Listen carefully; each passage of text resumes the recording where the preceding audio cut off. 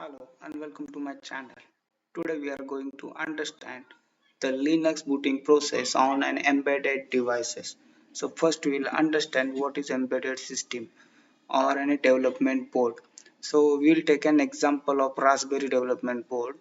The development board or an embedded system is nothing but a microcontroller, a memory, a peripheral controllers and a GPU connected together called as an system or a development board.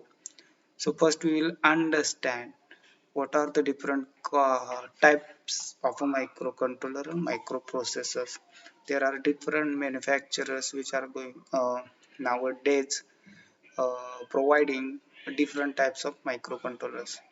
For execution of any Linux or any other operating system, we require a memory which is called as a random access memory. It's an executable memory. Okay, with on top of that, we'll also require a ROM, which is a read-only memory. Mainly the ROM is provided by a manufacturer. It's an onboard pre-programmed memory. Okay.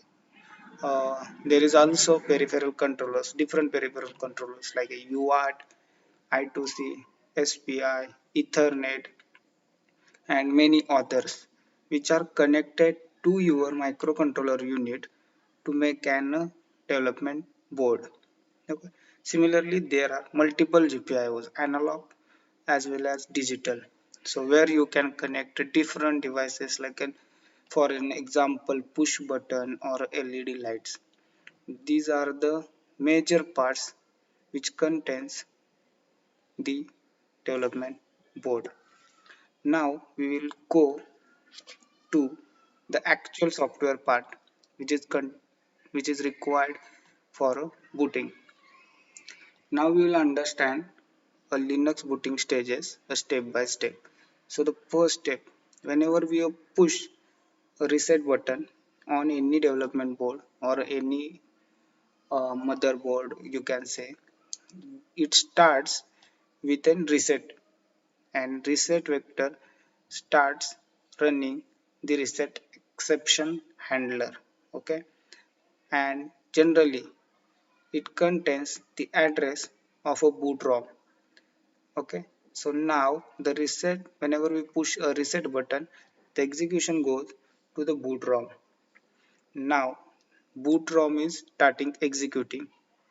It's a memory where the minimal program required to read a boot devices and the different settings is provided by the manufacturing of the device.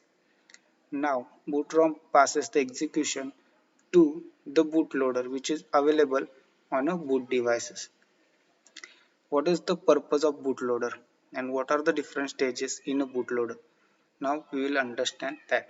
Bootloader contains first stage bootloader and a second stage bootloader, but it depends on board.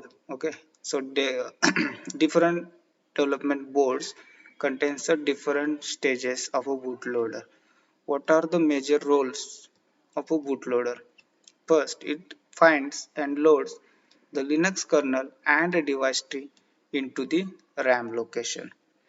After loading, it sets up the kernel arguments and passes execution to the kernel. What is kernel? Kernel is an image of your Linux. Kernel locates and mounts root file system on a RAM memory.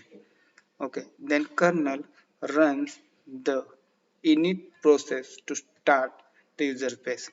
Init process is the process which has a PID 0, means it's the first process which runs in a Linux environment.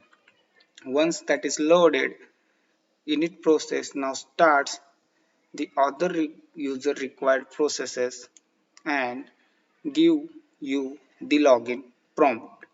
Now you can access by you login to the Linux. This is how the Linux system boots. Thank you.